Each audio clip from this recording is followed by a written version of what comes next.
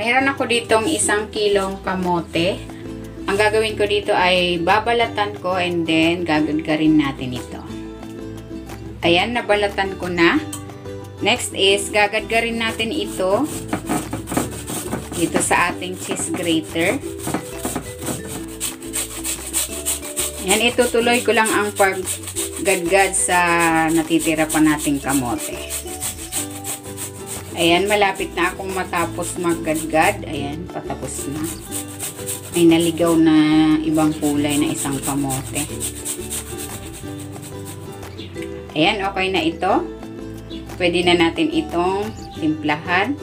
Maglalagay ako dito ng 1 cup na grated coconut at na 1/4 kilo na washed sugar.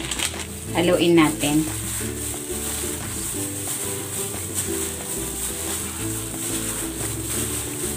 While waiting, kung hindi ka pa nakapag-subscribe sa aking channel, please subscribe at i-click mo na rin ang notification bell para lagi kang updated sa aking latest recipes. Ayan, okay na ito. Pwede na natin itong balutin. Idadaran ko muna itong dahon.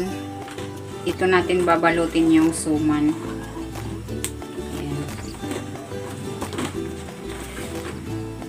Ayan, itutuloy ko lang ang pagdarang sa mga natitira pang dahon. Ayan, ready na itong ating dahon. Kinupit ko na rin ito. Maglalagay na tayo dito ng mixture. 1/4 cup na measuring cup ang panukat ko. Ayan, bibilot-bilutin lang natin ito. Then, pag ganito na, iro-roll yun na natin.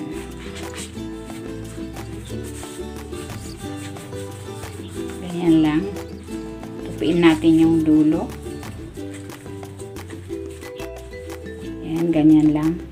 Gawa pa tayo ng isa para may partner.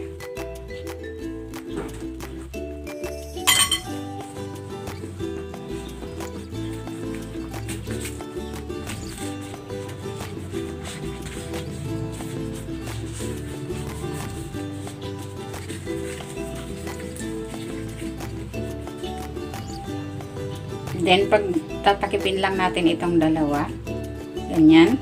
Meron ako ditong panali. Tataliin natin.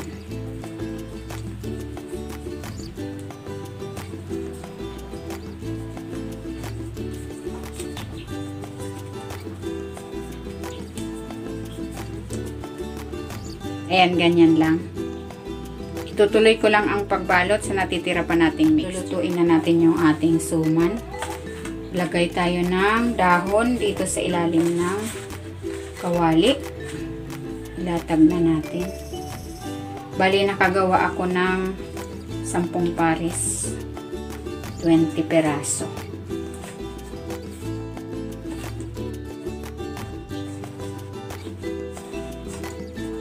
Isa lang na natin. Lagyan na natin ng tubig.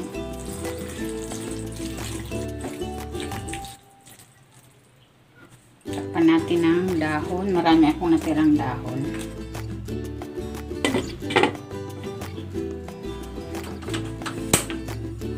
Lutuin natin yan for 40 minutes to 1 hour.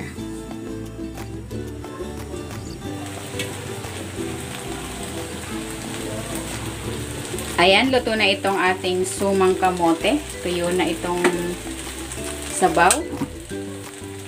Hamuin na natin. Tikman na natin.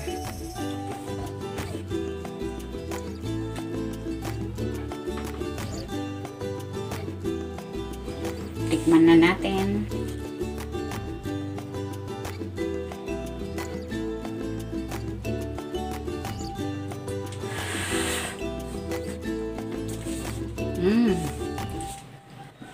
Sarap.